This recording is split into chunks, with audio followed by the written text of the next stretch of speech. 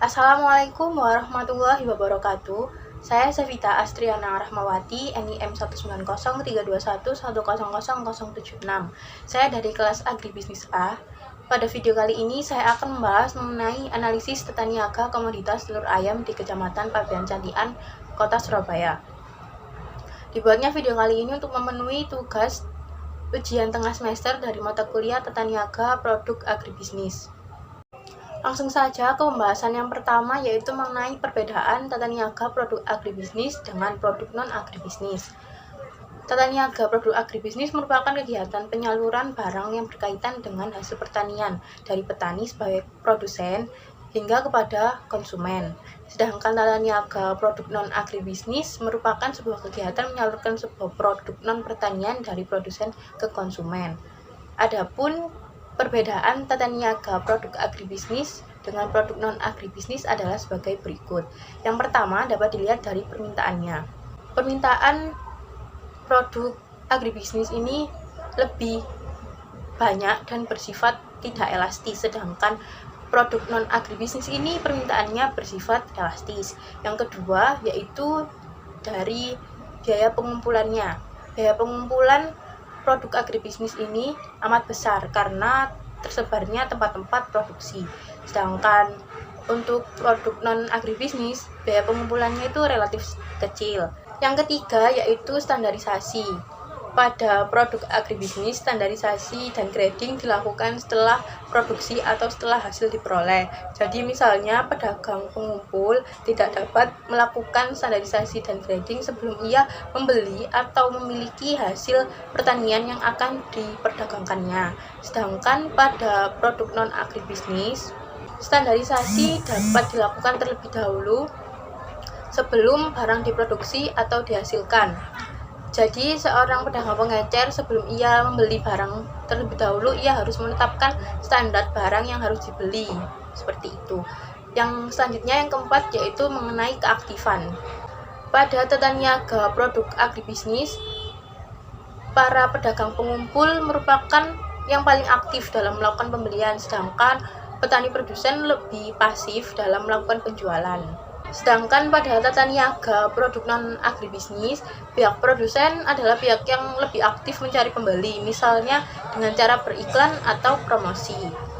Perbedaan yang terakhir yaitu mengenai pemegang peranan utama. Pada tata niaga produk agribisnis, pemegang peranan utama adalah pedagang pengumpul. Pedagang pengumpul yang mengumpulkan hasil-hasil pertanian yang tersebar dan dalam jumlah yang kecil dari produsen, kemudian ia menjualnya ke pedagang besar dengan jumlah yang besar. Jadi pedagang pengumpul ini berpotensi untuk memiliki keuntungan yang lebih besar, seperti itu. Sedangkan pada tata niaga produk non-agribisnis, pemegang peranan utama adalah pedagang perantara atau grosir.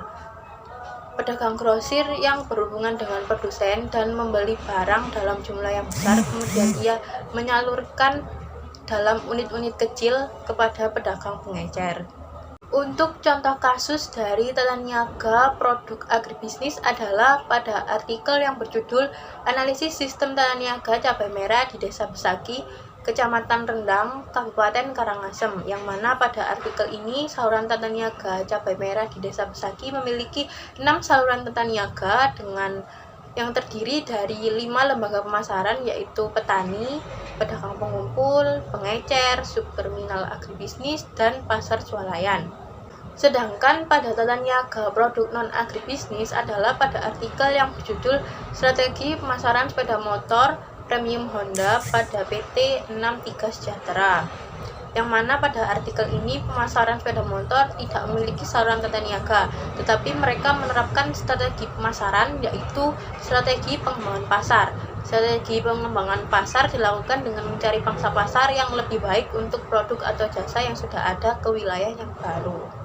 Selanjutnya yaitu analisis tata niaga produk agribisnis komoditas telur ayam di Kecamatan Pabean Cantikan dengan pendekatan komoditi dan juga pendekatan fungsi. Yang pertama yaitu pendekatan komoditi. Telur ayam yang dijual di Pasar Bama adalah telur ayam ras yang didapatkan dari para peternak di luar Surabaya. Permintaan akan telur ayam ras ini selalu meningkat setiap tahunnya. Para konsumen biasanya memilih telur ayam yang masih utuh dan tidak berbau.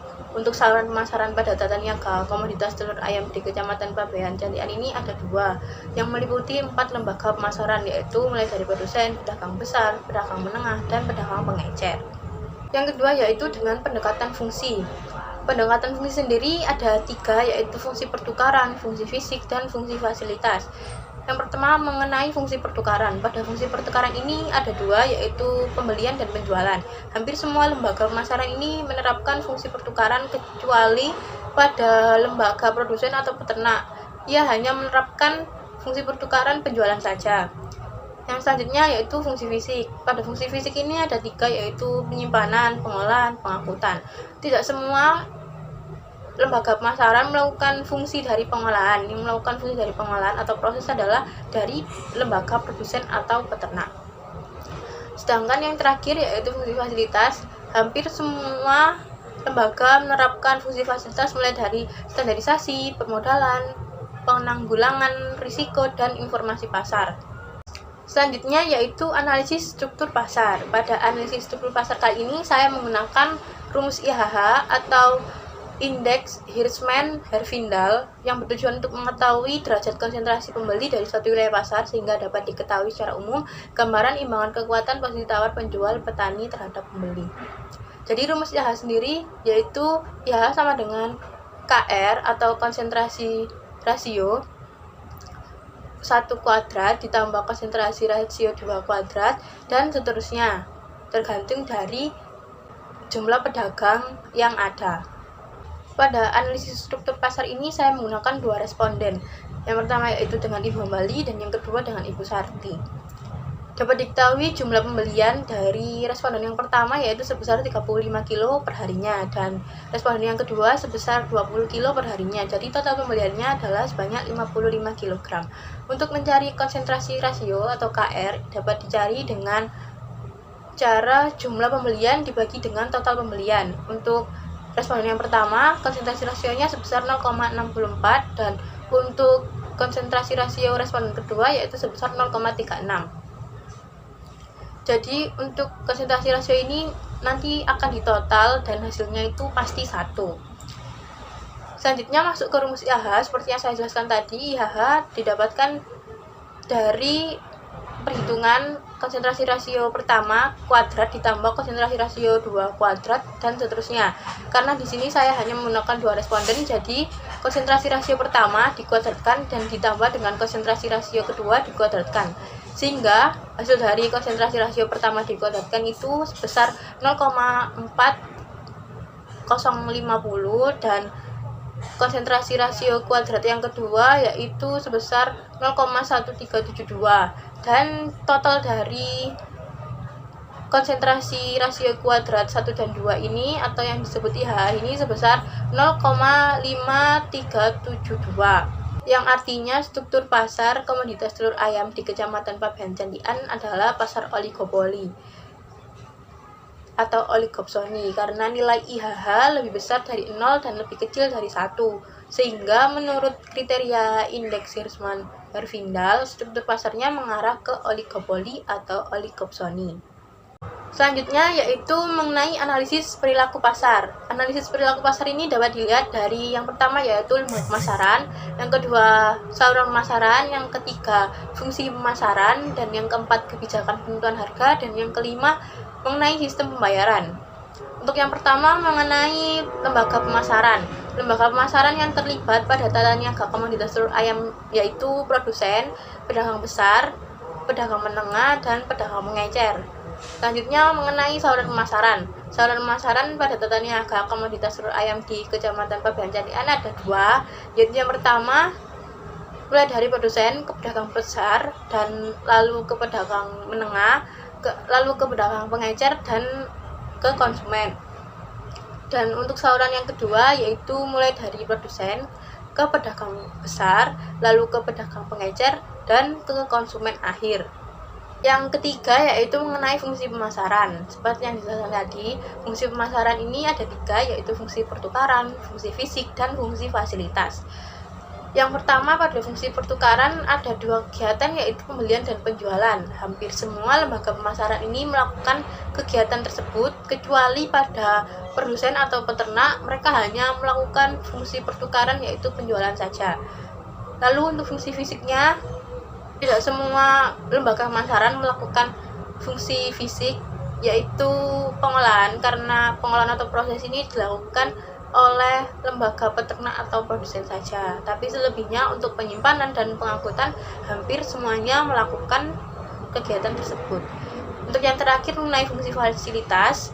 Fungsi fasilitas ini hampir semua lembaga pemasaran melakukan fungsi fasilitas, mulai dari standarisasi, permodalan, penanggulangan resiko, dan informasi pasar. Dari setiap fungsi lembaga pemasaran ini pasti terdapat biaya-biaya yang akan dikeluarkan oleh masing-masing lembaga pemasaran. Misalnya yaitu untuk fungsi pengangkutan sendiri. Dari peternak itu juga melakukan pengangkutan, dari pedagang besar juga melakukan pengangkutan, dari pedagang menengah juga melakukan pengangkutan, dan pedagang mengecer juga melakukan pengangkutan. Yang keempat yaitu mengenai kebijakan harga. Menurut hasil wawancara saya, kebijakan penentuan harga jual dari telur ayam ini oleh pengecer ditentukan berdasarkan rekomendasi dari pedagang besar atau pedagang menengah dengan menambahkan markup pada harga beli mereka. Untuk sistem pembayaran dalam bertransaksinya ini, masing-masing lembaga melakukan sistem pembayaran yaitu secara langsung atau tunai. Selanjutnya yang terakhir yaitu mengenai analisis penampilan pasar. Analisis penampilan pasar ini dapat dilihat dari analisis margin pemasaran dan juga farmer share-nya.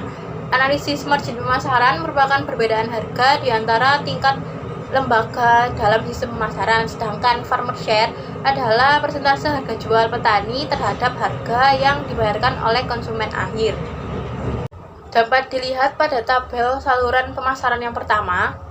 Pada pedagang mengecer, harga beli rata-rata dari petaninya yaitu sebesar 21.800 dan harga jual dari pedagang besar ke pedagang menengah yaitu sebesar 22.800, sehingga besar margin pedagang besar yaitu sebesar Rp1.000. Untuk yang selanjutnya, pedagang menengah, harga beli rata-rata dari pedagang besar yaitu sebesar 22.800 dan harga jual dari pedagang menengah ke pedagang pengecer yaitu sebesar 23.800, sehingga besar margin pada pedagang menengah yaitu sebesar Rp1.000 juga. Sedangkan pada pedagang pengecer, harga beli rata-rata pedagang pengecer dari pedagang menengah yaitu sebesar 22.800, sedangkan harga jual dari pedagang pengecer ke konsumen ini sebesar Rp25.000, sehingga besar margin pada pedagang pengecer ini sebesar 1.200. Untuk total margin dari pedagang besar, pedagang menengah dan juga pedagang pengecer yaitu sebesar 3.200. Itu untuk saluran pemasaran yang pertama.